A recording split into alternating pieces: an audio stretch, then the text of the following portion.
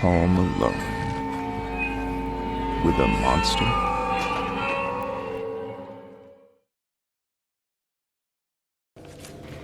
Gretchen and her stepbrother, Clark, hate staying at their grandparents' house.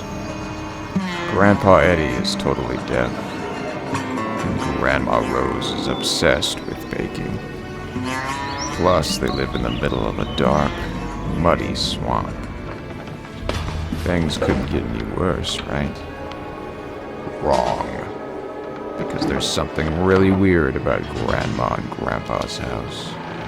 Something odd about that upstairs room. The one that's locked. The one with the strange noises coming from it. Strange, growling noises. Welcome back to Goosebumps Overviews, the show where we talk about Goosebump books and judge them on their merit. Tonight's episode is book number 46, How to Kill a Monster. Oh boy. I have a feeling that some of you guys subscribed to my channel might be familiar with the story on this one because I actually used it to inspire a Fallout New Vegas mod that I worked on that a lot of people liked, a lot of people disliked, but that's besides the point of this video.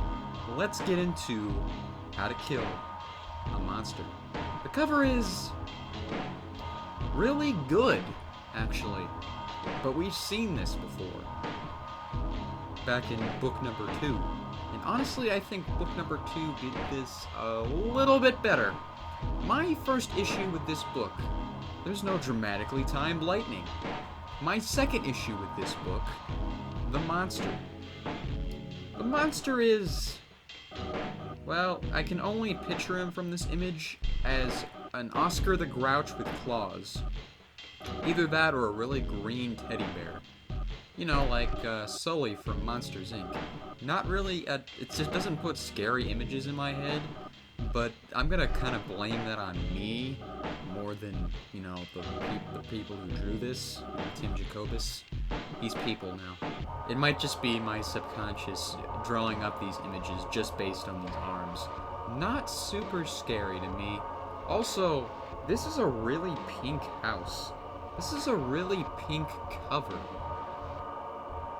And hey, maybe it reflects on how the main character likes the color pink. I don't know. Gretchen and Clark are being forced to spend the weekend with their grandparents. People who they've hardly met in their lives and people who they don't really like too much, as they live in the middle of the swamp, and it's a bit of a disgusting place, the swamp. Gretchen isn't really a fan of it, but her stepbrother Clark is a bit interested in swamp monsters, him being a huge comic book fan. The two characters, Gretchen and Clark, they don't really seem to like each other, but, you know, that's typical stepbrother, stepsister type of thing. But they get to the grandparents' house, and it's a very strange-looking house. They describe it as a castle with only 3 windows, like a stone castle. It's rather strange. So the grandparents are really interesting characters.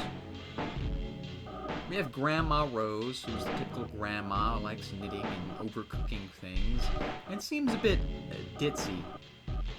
And then there's Grandpa Eddie, who is losing his hearing, and it's kind of a running gag where he mishears what the people are saying. In the house, from what I've pictured from how the book describes it, the house is a bit disrepaired.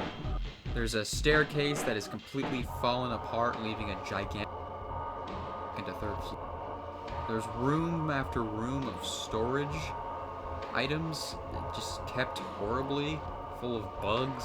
Things are just falling apart. This whole house is just falling apart. So imagine these 2 kids and their dog there's a dog, by the way.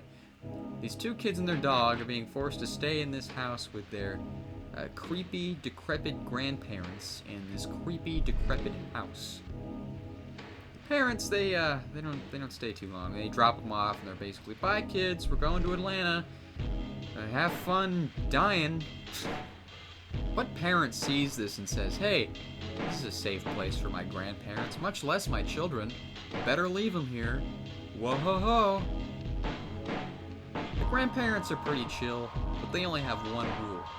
Don't go to the room on the 3rd floor, the only one that's locked, because there's some fragile stuff in there.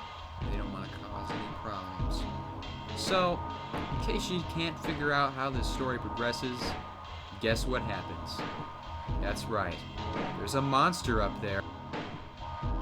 The way to deal with it before her and her brother get torn to pieces.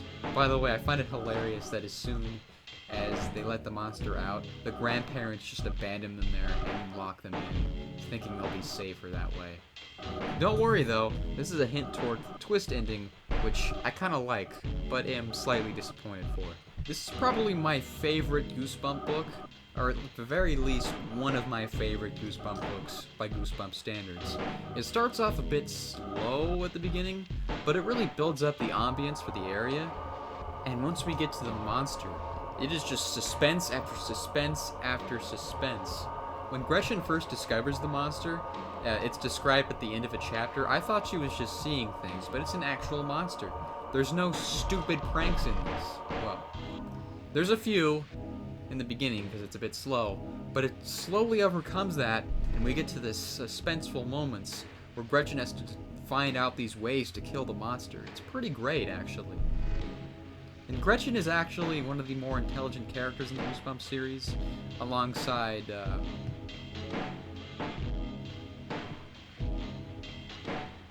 I can't think of any. Let's say alongside Billy. Not Billy from Deep Trouble, but Billy from Camp Nightmare. Or Camp Nightmare. Whichever you prefer. My biggest issue with this book, however, is how it ends. The very ending, besides the fact that how they deal with the monster is kind of, I don't know, rushed and dumb. It's kind of for one final jump scare, you know, the killer's never dead, wahaha. But the way it's resolved is kind of dumb. And the ending, it's good, but it leaves so much to be desired.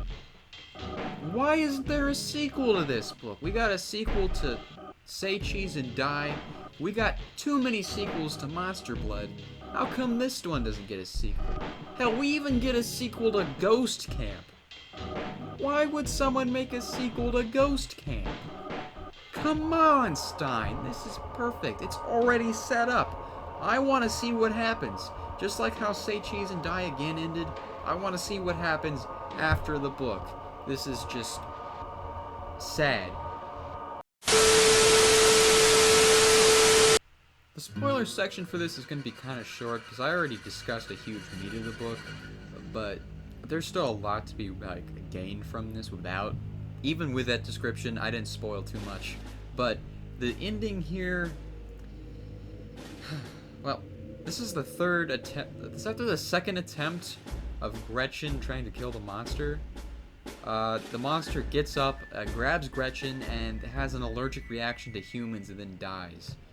Yeah, I guess the monster can talk? That was really weird. Yeah, it just dies from licking Gretchen. Okay. They escape the house, and they read this letter that the grandparents wrote them, which they didn't read before leaving because they just really wanted to get the hell out of that house. They read the note. The note says, don't go outside and don't go into the swamp because there's more swamp monsters and you're gonna die. So yeah, guess where Gretchen and Clark are in the middle of nowhere, surrounded by swamp monsters. I like how it ends too with Clark being, so Gretchen, got any more bright ideas? Okay, fuck off, Clark. Clark, you're fucking useless. You're a fucking little dweeb. You're fucking useless. Gretchen's a doll. She solved all this by herself, pretty much. Gretchen, you got an A+. You got an A+ on the tier of Goosebump protagonists. You are forgettable, but I will remember that you like the color pink. I'm giving this book an 8 out of 10. It starts off a bit slow, but once you get into it, you're gonna find it's a really good suspenseful book, for Goosebumps anyway. What takes it down for me is the ending and just that overall desire for more, really. So, 8 out of 10. One of the better Goosebump books. Anyway guys, that has been my review on How to Kill a Monster. I hope you learned a couple of clever tactics, and make sure to stay tuned for next episode when we cover Legend of Lost Legend. Have a scary day.